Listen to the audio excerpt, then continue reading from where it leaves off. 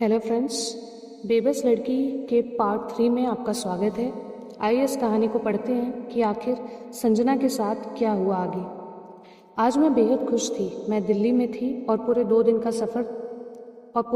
का सफ़र मैंने तय किया था। थोड़ी थक गई थी मगर सुकून था कि कम से कम अब मेरी ज़िंदगी उस दिशा में बढ़ रही है जिसमें सिर्फ खुशियाँ थीं।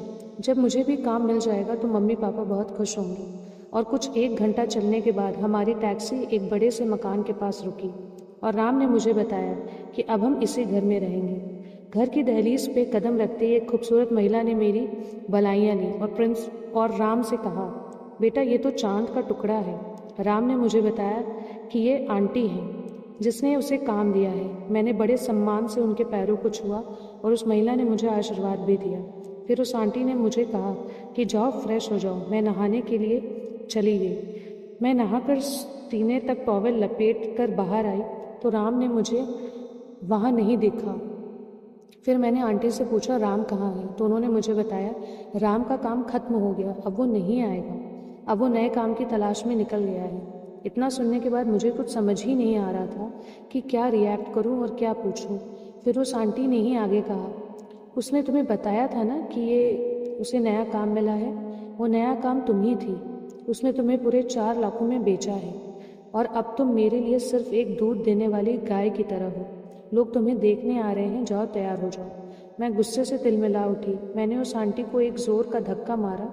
मैं वहाँ से भागना चाहती थी मगर मैं खुद पे लपेटी हुई टॉवल को संभाल नहीं पा रही थी। तभी इस औरत ने किसी को आवाज़ दी और एक लंबे कदकाठी का आदमी सामने आकर खड़ा हो गया।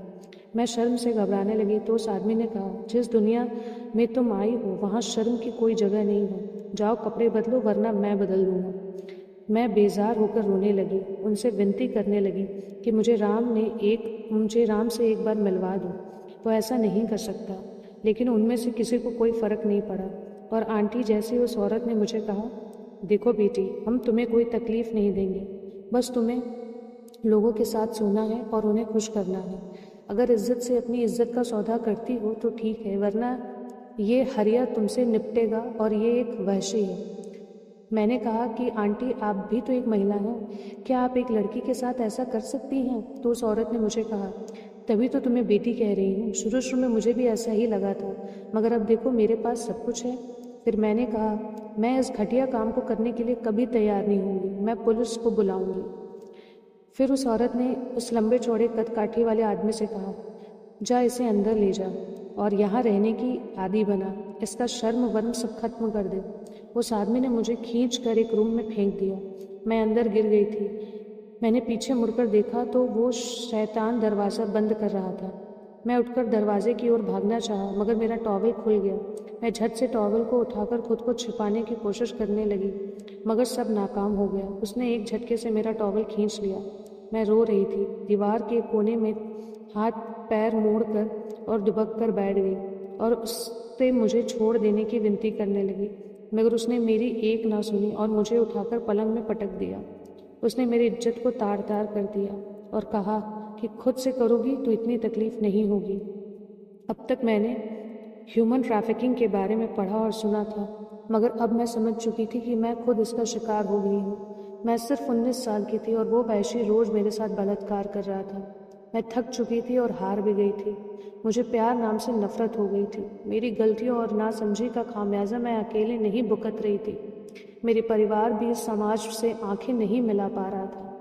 पास आस पड़ोस खानदान के अलावा पुलिस भी मुझे बच्चलन मान कर काम कर रही थी।